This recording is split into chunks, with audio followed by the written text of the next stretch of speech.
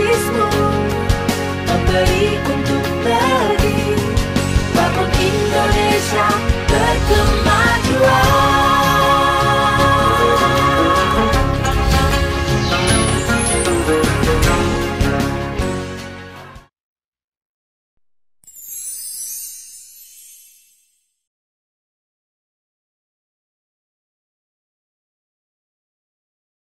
Assalamualaikum warahmatullahi wabarakatuh.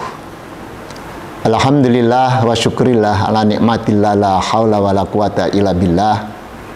Allahumma sholli ala Muhammad wa ala ali Muhammad. Para pemirsa Razismu Jawa Timur Channel bersama PWMU TV yang dirahmati Allah. Alhamdulillah dalam acara Ramadan Tangguh Zakat Tumbuh Indonesia Tangguh, saya ikut berbahagia bisa bersama pemirsa sekalian di bulan Ramadan yang penuh berkah ini. Kurang beberapa hari ini kita akan mengakhiri Ramadan kita. Maka di saat Ramadan sudah usai, kita jalankan selama 1 bulan penuh. Apa sebenarnya yang kita dapat? Toh Ramadan itu acap tahun datang pergi, dan ini datang mau pergi lagi. Pemirsa, kata-kata Idul Fitri itu kita acap kali sering memaknai. Mengapa kita ini disebut Idul Fitri bukan Idul Fitrah? Nah, kalau fitrah itu artinya nan suci. Kalau fitri itu kembali lagi seperti semula, seperti yang dulu. Jadi cerita pendeknya, karena saya berbicara ini tidak bisa panjang-panjang, Nabi itu kan berpesan agar ketika Idul Fitri jangan sampai ada satu orang pun yang tidak bisa merayakan perayaan besar setelah 1 bulan kita berpuasa Ramadan itu. Sehingga zakat fitrah itu terakhir kali dibayarkan adalah ketika kita menuju sholat ke lapangan itu. Nah, supaya bisa dimasak untuk nanti pesta-pesta kecil di saat kita merayakan hari raya Idul Fitri itu. 1 bulan penuh kita berpuasa, makan kita, tata caranya, polanya dirubah. Menarik kemarin ketika kajian Ramadan, PWM menampilkan Dr. Muhammad Miftahus Surur, PhD, spesialis penyakit dalam yang membidangi gastro, yakni perut dan hepar, menyebabkan mestinya orang dengan pola makan dirubah, yang biasanya 3 kali menjadi 2 kali itu, secara fisikly, dalam penelitian-penelitian kedokteran, lebih-lebih yang ahli perut itu, orang itu makin sehat. Karena mestinya 3 kali makan menjadi 2 kali, memberi kesempatan fisik kita untuk istirahat. Pencernakan kita juga diberi kesempatan untuk general check up kalau itu mobil. Nah, tapi apa yang terjadi? Ketika selesai Ramadan, yang sakit ma juga masih tetap sakit ma, yang tukak lambung juga masih tetap tukak lambung, yang perutnya bermasalah masih saja bermasalah. Padahal ketika dokter memberi resep orang-orang yang tukak lambung itu, lambungnya yang luka itu, dengan puasa yang benar, maka puasanya itu bisa menjadi obat. Yang menarik, ketika kita menjadikan siang menjadi malam dan malam menjadikan siang yang tidak sesuai dengan aturan kesehatan, maka itu sama saja, hanya merubah begitu saja. Menurut Dr. Miftahus Surur, mestinya kalau siang kita ini hanya sarapan pagi qabla subuh dan makan malam itu ba'da maghrib, setelah itu kita mestinya istirahat. Tidak setelah makan, nanti setelah sholat isya menjelang terawih, atau setelah terawih kita makan, atau setelah tadarus kita makan. Itu sama dengan perut kita tidak diberi kesempatan untuk istirahat lagi. Sama seperti pergantian siang menjadi malam saja. Nah, disitulah fisik kita itu mestinya kita perhatikan. Kalau ada hadis yang menyatakan sumu tasihu, berpuasalah supaya kalian bisa sehat, dan hadis ini dipersoalkan perawinya, sampai ada yang mengatakan mungkar. Nah, saya sedikit agak menarik itu benang merahnya di situ. Memang kalau dipakai sebagai landasan hadis-hadis mungkar apalagi palsu tidak bisa, tapi hanya sekedar sebagai ilustrasi barangkali boleh. Kalau itu saya pakai ilustrasi, banyak orang yang puasa tetapi puasanya tadi itu hanya mengganti siang menjadi malam, malam menjadi siang saja. Mestinya setelah berbuka berhenti makan sampai menjelang sahur. Nah, disitulah mestinya puasa yang benar itu, sehingga kesehatannya secara fisikly tidak bisa diraih. Nah, apalagi belum puasa di situ ada riyadhah, ada muhasabah. Itu kita belum bicara secara spiritualnya, secara hakikatnya.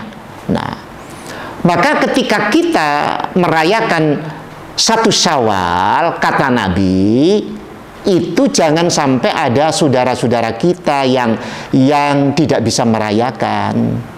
Rayakanlah puasa Ramadan yang selama ini kita serius mengerjakannya dengan pola-pola makan yang berubah seperti yang direkomendasi oleh para ahli-ahli gastro tadi itu.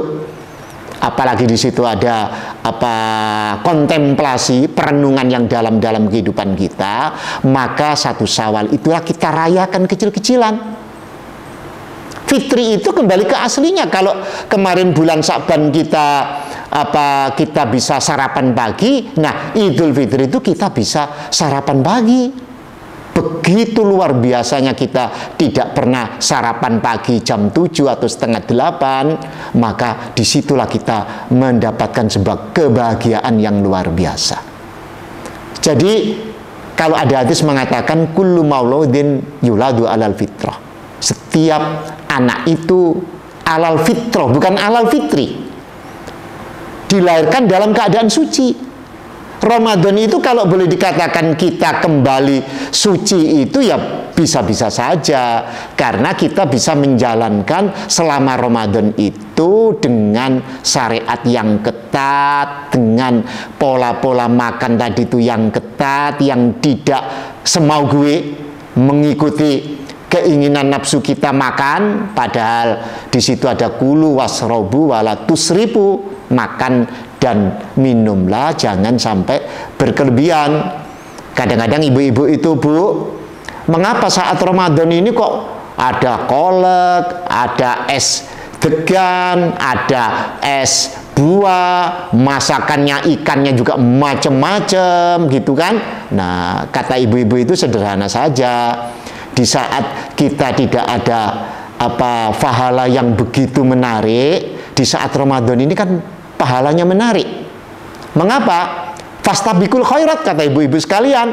Masak yang banyak, mana yang disuka, sehingga tidur saja itu dihargai oleh Allah, apalagi kalau masak yang banyak, sehingga bisa menjadikan selera makan keluarga itu bertambah, apalagi kalau ada tamu, bisa mengundang selera yang luar biasa. Itulah menjadi fastabikul khairat. Nah, ibu-ibu ini kan sah-sah saja mengatakan demikian. Nah, karena apa?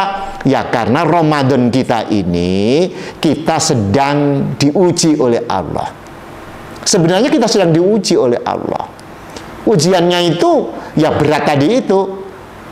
Siang mestinya makan 3 kali menjadi 2 kali, malam kita jadikan malam untuk ibadah lebih-lebih kali pada saat terakhir bulan Ramadan ini, pemirsa sekalian. Oleh sebab itu, pemirsa Lajismu Jawa Timur Channel bersama PWMU TV, marilah menjelang ending Ramadan kita ini, kita melakukan kajian yang serius pada diri kita. Betulkah Ramadan ini menjadikan bulan muhasabah kita? Bulan untuk menjadikan kita menghitung-hitung perilaku kita. Adakah kenaikan-kenaikan dalam ibadah kita? Adakah kenaikan-kenaikan dalam muksinin kita? Saya sering kali, pemirsa yang dirahmati Allah, menyatakan bahwa rahmat Allah itu tidak begitu saja turun kepada hambanya. Ibarat itu ikan besar, maka harus kita pancing dengan pancingan yang besar. Kalau orang kepingin memancing teri, hanya pakai serok saja cukup. Kalau kepingin mancing ikan nila, ya cukup kepala mujair saja cukup. Tapi kalau kepingin mancing yang ikan lebih besar lagi, ya kita pakai nila itu supaya dapat tangkapan yang lebih besar lagi. Tapi kalau kepingin nangkep yang lebih besar lagi, taruhlah itu paus atau hiu, wah kita pakai ikan yang lebih besar lagi pancingan kita. Nah, kalau kepingin mancing uang apa? Nah, kalau kepingin mancing uang, nah itu pengusaha-pengusaha kita cerdas, mengambil ikan hiu ditaruh di akuarium yang besar, yang datang bukan ikan lebih besar, yang datang adalah anak-anak bersama keluarganya membawa tiket uang yang datang. Kalau itu kita permisalkan rahmat, maka rahmat Allah itu harus kita pancing. Kalau innallaha ma'as sabirin, Allah itu bersama orang sabar, innallaha lama al muksinin. Sesungguhnya Allah itu sungguh-sungguh bersama orang-orang yang muksinin, orang-orang yang selalu berbuat baik. Di surat Al-A'raf 159, para pemirsa sekalian bisa dibuka nanti, umpama di akhir ayat di situ, a'udzubillahi minasyaitonirrajim, inna rahmatallahi qaribum minal muksinin. Sesungguhnya rahmat Allah itu qarib. Qarib itu apa? Qarib itu dekat dengan orang-orang yang selalu berbuat baik, orang-orang yang selalu berbuat muksinin, dengan orang-orang yang selalu berbuat maslahat. Saya kok belum pernah menemukan ya ayat yang menyatakan Allah itu selalu bersama-sama orang yang ahli ibadah. Tapi di dua ayat itu Allah selalu bersama-sama, qarib, dekat dengan orang-orang yang bermuksinin. Muksinin itu apa? Muksinin itu contohnya begini saja, pemirsa Lazismu Timur Channel bersama PWMU TV, di Ramadan Tangguh Zakat Tumbuh Indonesia Tangguh, di kampung saja seringkali orang itu baik sekali. Baik itu karena dia ahli ibadah, selalu berpuasa Senin Kemis, puasa Daud, Yaumul Bid, atau selalu alim di masjid yang berdoanya panjang itu. Saya pikir kok orang kampung tidak menjuluki dia orang baik. Dia itu orang baik kalau dengan kita selalu menyapa, tersenyum sekali. Kalau ada sampah di depannya selalu dia ambil, diletakkan, selalu memberi makan kucing-kucing itu, begitu kan? Selalu membagi parsel di tetangga-tetangga ketika Ramadan itu, ketika memasak itu selalu berbagi, selalu memberi masjid itu lebih loh ya. Ketika orang dijatah 10 bungkus, dia malah memberi 15. Malah marbot itu juga dikasih loh uang saku untuk Ramadan. Itu baru dikatakan orang baik. Apalagi kalau zakatnya tidak hanya 2,5%. Apalagi kalau infaknya tidak hanya sekedar keletak-keletik di omplong itu. Loh Pak, bisanya segitu. Iya, bisanya begitu. Tetapi pernah gak dia sedikit agak berbuat lebih untuk melakukan yang namanya kebaikan-kebaikan itu? Ingat juga kata Nabi, engkau bisa masuk surga itu bukan karena amal perbuatanmu loh ya. Semuanya itu karena rahmat Allah. Sehingga para sahabat tanya, ento itu ente Rasulullah, termasuk juga Anda Rasulullah? Iya, termasuk aku. Aku ini masuk surga karena rahmat Allah. Nah, rahmat Allah itu tidak begitu saja datang kepada seseorang. Kalau di dunia ini, Allah itu kan punya 100 rahmat. Satu saja diturunkan di dunia ini, dibagi untuk yang muslim maupun non-muslim. 99 masih dipending oleh Allah untuk akhirat kelak bagi hamba-hambanya yang muslim, yang taat ibadah, ibadahnya bagus, plus yang dia al-muksinin tadi itu. Bahkan ada yang menyatakan di tafsir itu al-muksinin itu orang yang berbuat baik dan maksimal berbuat baiknya. Tidak hanya sekedar klicak-klicik tadi itu, maksimal. Oh, kalau di saku saya ini ada 50-an, ada ratusan, ada puluhan, ada 5 ribuan, ada 2 ribuan, ada 1000-an, ada kelitikan. Masa yang saya kasih kan cuma kelitikan atau 1000-an, masa cuma 2 ribuan, masa cuma 5 ribuan, masa cuma 10. Oh, sekali waktu 20 ribu. Oh, sekali waktu yang 50 ribu. Karena muksinin itu orang yang berbuat baik, yang maksimal. Jadi rahmat Allah itu hanya bisa kita pancing dengan muksinin kita. Ayolah para pemirsa Lazismu Jawa Timur Channel bersama PWMU TV ini, Lazismu ini sebagai mediator kita untuk bisa menyampaikan muksinin kita kepada pemirsa kita. Pemirsa-pemirsa kita yang perlu kita santuni, yang perlu kita peduli, yang perlu kita dampingi, yang perlu kita bantu. Begitu banyak PR-PR kita untuk umat yang membutuhkan uluran-uluran tangan kita. Nah, jangan sampai kita yang mempunyai kelebihan ini merasa ini sudah cukup. Enggak cukup. Berapapun yang kita berikan kepada saudara-saudara kita ini belum cukup. Lebih-lebih negara ini belum belum mampu untuk untuk mensejahterakan saudara-saudara kita yang di bawah standar itu. Ya, kita berterima kasih pemerintah ada BLT. BLT itu dibagi berapa bulan sekali, tidak tiap bulan, bahkan tidak tiap minggu. Sedangkan saudara-saudara kita ini butuh. Maka di saat Ramadan ini marilah kita muhasabah. Berapa banyak sih yang sudah kita keluarkan untuk kita bisa mencapai predikat al-muksinin itu. Al-muksinin itu bagian dari takwa. Al-birru manittaqo, yang dipakai semboyan anak-anak kita itu. Al-birru manittaqo. Kebajikan itu adalah bagian daripada takwa.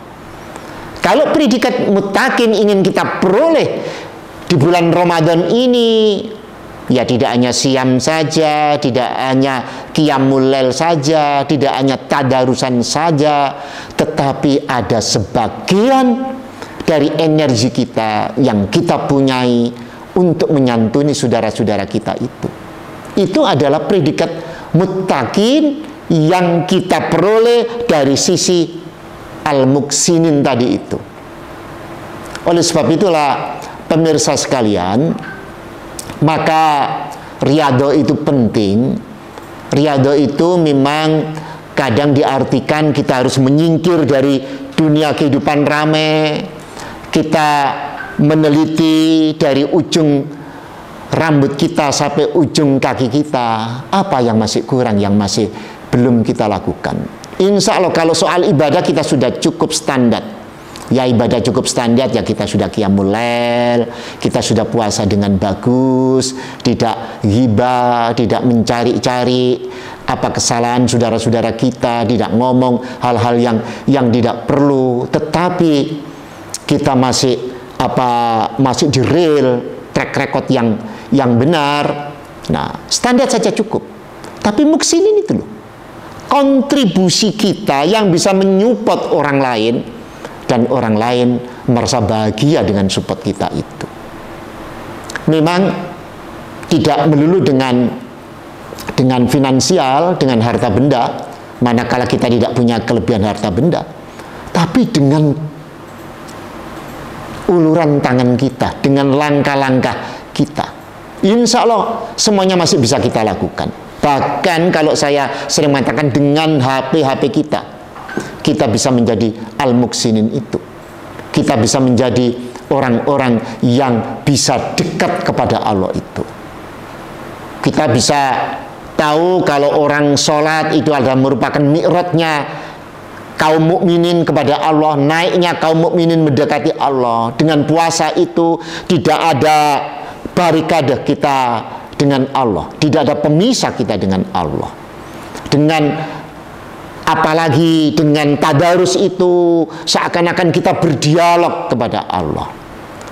Manakala kita melakukan al-muksinin itu, kita seperti dalam sebuah hadis yang qudsi yang agak panjang ini bisa membantu pencerahan di sore hari ini. Ketika Musa beribadah mati-matian kepada Allah, Allah bertanya kepada Musa, "Wahai Musa, banyak benar ibadahmu kepadaku." "Betul ya Allah, hidup matiku ini kan hanya untuk beribadah kepadamu ya Allah. Puasa kami Ramadan ini ya Allah. Tadarus kami ya Allah. Sehingga tidak one day one juz, bisa one day two juz, bisa one day three juz, sampai tak terbatas barangkali. Qiyamul kita ya Allah, qiyamul lail kita ya Allah. Kami rukuk sujud tidak kami hitung jumlahnya ya Allah. Kalau di sholat fardu mungkin 1, 3, mungkin 5, mungkin 7, mungkin 9 atau 10, tidak ada yang kita sholat fardu itu sampai kita baca subhanakallahumma rabbana wa bihamdika alumakfirli sampai 3 atau 5 kali. Kalau kita ngimami tarawih bisa sampai 3-5 kali, itu jamaah bisa ribut itu karena terlalu lama rukuk sujudnya. Kami sholat sendirian, qiyamul lail ya Allah, tidak kami hitung ya Allah rukuk sujud kami. Bahkan berdiri kami ya Allah, kami tambah. Kalau surat itu pendek, kami tumpuk-tumpuk supaya panjang itu ya Allah. Itu semuanya ya Allah, ibadah itu kamu lakukan adalah dalam rangka kami taqarrub kepadamu ya Allah. Apa jawab Tuhan? Musa, itu semuanya adalah untuk dirimu Musa. Mana untukku Musa? Begitu kan. Wah, Musa terkejut dan menangis, menderu-deru, ya Allah, mohon ampunan dan mohon bimbingan ya Allah. Kalau ibadah yang panjang itu semuanya hanya untuk diriku ya Allah, kembalinya untuk diriku, dan belum aku melakukan sesuatu untukmu ya Allah, bimbinglah hambamu yang dhaif, yang penuh kealfaan ini, yang serba kurang ini ya Allah. Musa, silakan kau jalan-jalan di pinggir-pinggir kota, desa-desa itu. Silakan kau tengok di tempat-tempat kumuh-kumuh itu. Silakan kamu menjenguk rumah-rumah yang reot-reot itu, yang di sana banyak orang-orang yang butuh uluran-uluran tanganmu, yang di sana banyak mereka yang sakit, yang tidak bisa mereka pergi ke mantri atau ke dokter, atau pergi ke apotek untuk beli obat. Mereka yang makannya sehari cuma sekali, bahkan 2 hari sekali mereka makan ya Musa. Datanglah kepada mereka Musa. Kau akan menemukan aku di situ Musa. Aku berada dengan saudara-saudaramu yang ada di situ itu Musa. Itulah pemirsa, mari kita tutup Ramadan kita ini menjadikan kita mutakin, dan bagian mutakin itu adalah kita menjadi al-muksinin. Sekian, terima kasih. Assalamualaikum warahmatullahi wabarakatuh.